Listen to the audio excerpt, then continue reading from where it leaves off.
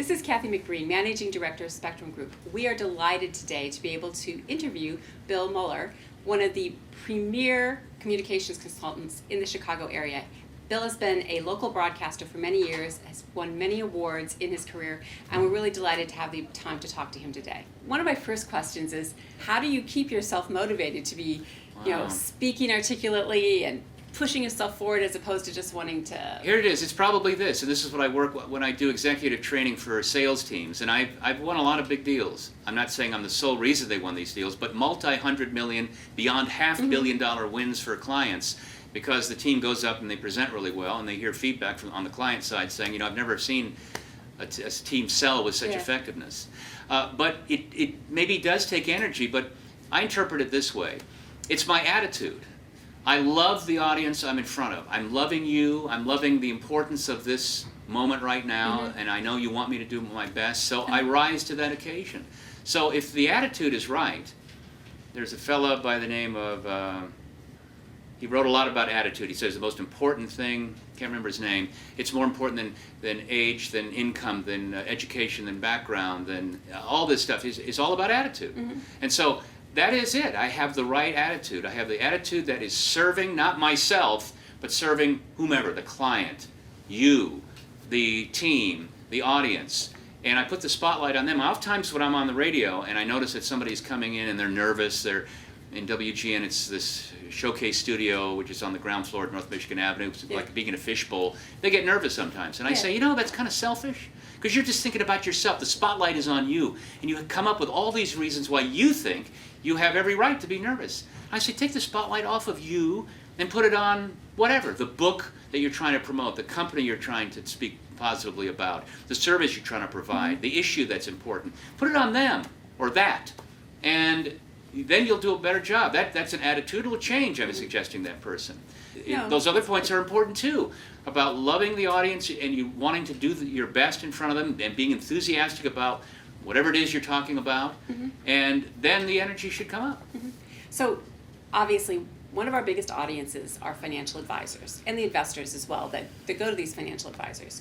So in that particular relationship, one of the things that we see all the time in our research is that one of the primary reason for firing an advisor is because they're not listening to me or they're not communicating well with me, meaning they don't understand what's important to me. I know exactly what you're talking about. So talk a little bit about how you think you could help financial advisors. I sometimes think the financial advisors feel that they need to be, again, very serious because they're talking about serious things. Like money. It is serious. It's about money. It's about having a decent lifestyle. Years from now, it's having a nice nest egg to hand off to the next generation. It's probably one of the most important things in your life. But I would say, important, but I don't know that it has to be serious. Now, we have to redefine maybe what the word serious is. You have to give it serious attention.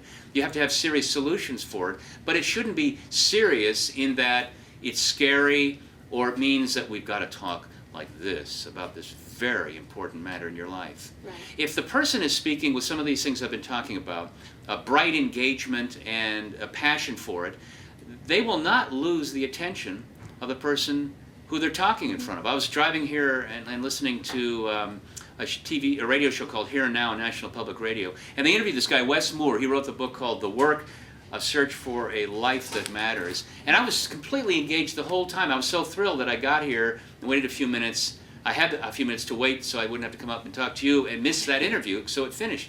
He was an African-American, he is an African-American, a Rhodes Scholar, he fought in Afghanistan, a real high-achieving, successful guy. And he spoke exactly, I remember thinking, he's doing just what I tell people to do. He spoke with engagement, he spoke with passion. Now enthusiasm, I'm enthusiastic, but it doesn't mean I have to be loud. Right. You can be enthusiastic and have conviction at a level, and he was employing those kinds of things. So I was realizing that is what really holds attention. And if a financial advisor is pumped up about whatever say the solution he or she has for the client, that should be delivered with enthusiasm.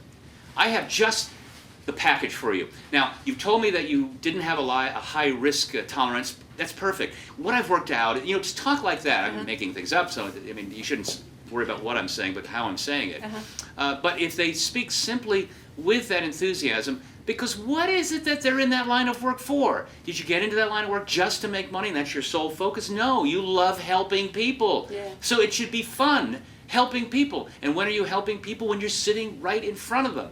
And if you love the whole process of helping them, you should let that out. So in a way, you have to sort of practice unleashing the enthusiasm that you must have bottled up to some degree within. And that's really what people respond to. But if you have, a lot of people don't come to this naturally. And if you've got inhibitions, insecurities, if you say, well, I'm just not a good communicator or a people person, I would say, you can be a good communicator and a people person. You can make changes if you get in touch with what your attitude is in terms of your passion. Be loving toward those people, as I said. Live in the moment. Give them all of your attention. Don't sit like this. I'm relaxed now. It's much easier to sit like this when I'm relaxed. But, if you want to show engagement, enthusiasm, you want to lean forward and not be relaxed. And don't sit on the back of the chair. And people respond to these kinds of things. Use hand gestures. The eye likes to be entertained. It likes variety. Make the face work. Add to that vocal range. I tell you, if you do that, I guarantee, and I'll put it in writing, that the client will, better retain what you're saying, be more inclined to stay with you as a client, be more inclined to refer other people to you. Now, wouldn't that be something? Yeah. It's all about relationships. Every business transaction is a relationship.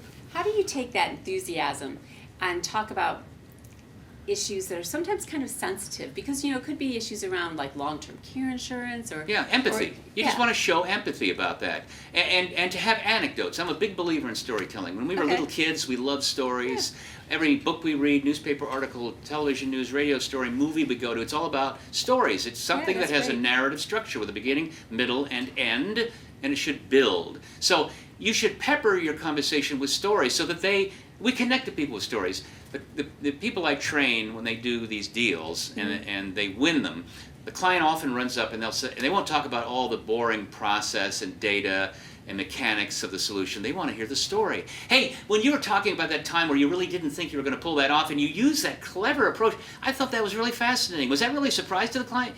They'll talk about the story. So people have a natural inclination to do two things when they hear a story: pay more attention and retain the information better. I had a guy on my radio show once tell me that after 10 minutes we forget half of what we heard, and after 30 minutes we retain but 20% of what we've heard. So you want to do things that increase the retention rate, and one of them is really storytelling. So talk about, say, other clients who you've helped, who've been in similar situations. Of course, if it's appropriate, don't give their name, but talk about your own personal experiences.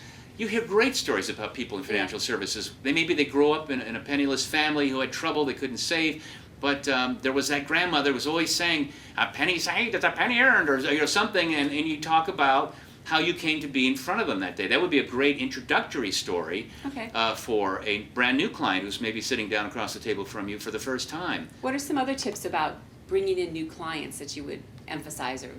Well, I don't know where you typically bring them in, but clearly the referral process is a great one. And so the way to get referral is to develop good, strong, lasting relationships with the clients that you do have.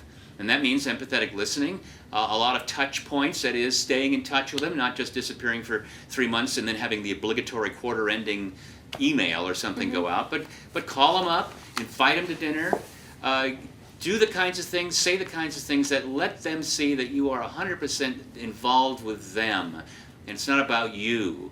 You're helping them, and that's where you derive your greatest joy.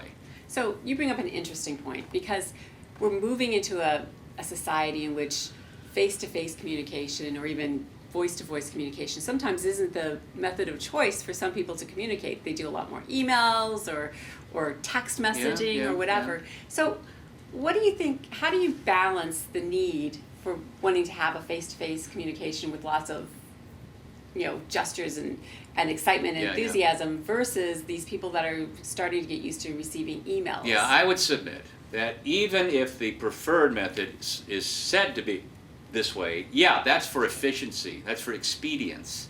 We are biological organisms, and this is how we communicate. Face-to-face, eye-to-eye, person-to-person, just a few feet apart in the same room. No matter what people say about preferred ways. If they say, I'd rather you just send me emails, I think what they're saying is, it's not that important that I want to have. I trust you, go ahead and do that. Even if they're saying that, you've got to get in front of them somehow. Now, the ideal is take them out to lunch. You know, use some cost and on your side just to increase the likelihood that they'll agree. So if you do whatever you think you can do to get face to face, short of that, Skype or one of the other video services, that's better because they see you and hear you. The third would be just the voice because they at least hear you, and there's a lot to be conveyed in how the voice is working.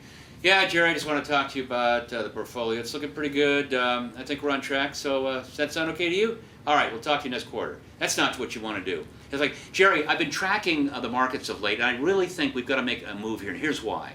You know, you're giving them some sense. There's something different about that voice, and they'll be more inclined to listen. So the third choice would be voice. The last choice would be any of the all manner of texting, tweeting, emailing, etc., Facebook posting, and whatnot.